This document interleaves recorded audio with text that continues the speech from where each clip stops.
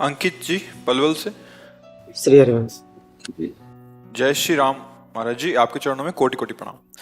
प्रभु जी, मेरा प्रश्न ये है कि क्या हम अपने दिमाग को इतना तेज कर सकते हैं कि कोई भी चीज को एक बार सुने फिर उसे कभी ना भूलें? ब्रह्मचर्य, ये ब्रह्मचर्य से हो सकता है, और तो इतनी सामर्थ्य नहीं है।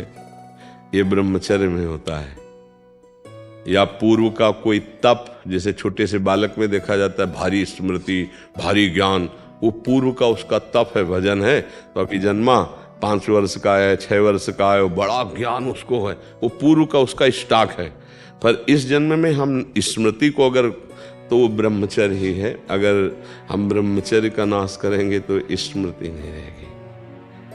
एक सीधा उत्तर है, आपका खान पान ठीक हो, आपका ब्रह्मचर्य ठीक हो, सात्विक भाव हो, तो स्मृति जागृत हो जाएगी। लेकिन गुरुदेव महाराज, मैं तो मतलब शादीशुदा हूँ गुरुदेव। मेरी तो ब्रह्मचर्य धर्म पूर्वक गृहस्थी में भी तो रहा जाता है। शादीशुदा का मतलब बेविचारी थोड़ी होता है।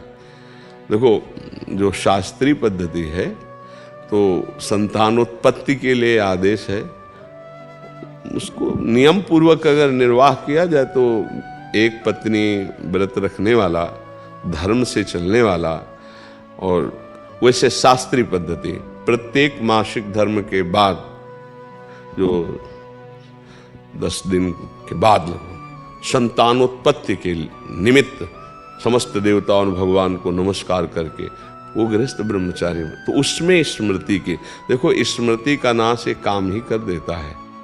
कामा संजायते क्रोधा, क्रोधा स्मृति विभ्रमा, और स्मृति भ्रंशात बुद्धिनाशो, और बुद्धिनाशात प्रणश्यति।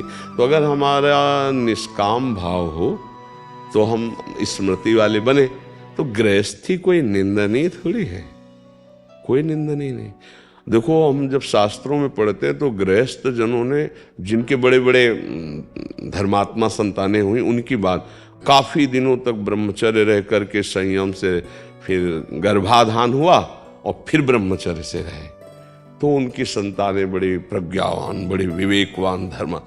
ये जो गरुण जी का जन्म हुआ ना, तो 10,000 वर्ष तक ब्रह्मचर्य रहे थे कश्यप जी। उस समय तो मतलब लाखों वर्ष की जीवनायु होती थी। 10,000 वर्ष तक ब्रह्मचर्य रह करके, और जब विनता जी के गर्भ में, तो फिर उनसे भगवान गरुण जी का प्रादुर्भाव, महाबली गरुण जी, और एक छोटे बड़े पुत्र अरुण जी, वो सूर्य भगवान के सारथी बने। कई हमने ऐसे ब्रह्मचर्य रहकर नाम जप करते हुए धर्म से चले, और फिर संतान, तो उससे फिर अब पशुवत आचरण तो कहीं आदेश नहीं किया गया है। गृहस्थी में भी अगर जैसे मानो 20-22 वर्ष तक ब्रह्मचारी रहा, फिर गृहस्थी में गया तो परिपक्व फसल है। जैसे गेहूं गलेथ में हो, काट ले तो एक दाना नहीं मिलेगा, और परिपक्व फसल हो जाए तो कुंतलों अनाज सालों खाते रहो, ऐसा अनाज पैदा हो जाए। तो ऐसे वीर भी परिपक्व होता है, ब्रह्मचर्य भी। जैसे 20 से 25 वर्ष तक बिल्कुल ब्रह्मचर्य रहे बाल्यावस्था से, फिर गृहस्थ में जाए तो परिपक्व फसल है, संतानोत्पत्ति, फिर संयम से जीवन, तो वो महात्मा ही है, वो ब्रह्मचारी भी है। एक पत्नी व्रत धर्म पूर्वक चलने वाला, वो बेविचारी नहीं कहा जाता। वो गृहस्थ कोई निंदनीय नहीं, वो बंदनीय है। अब हम लोग पैदा कहाँ हुए? गृहस्थों से ही तो ये ना।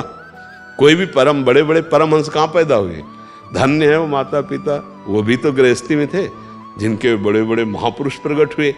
तो क्या गृहस्थी कोई निंदनीय बात थोड़ी है?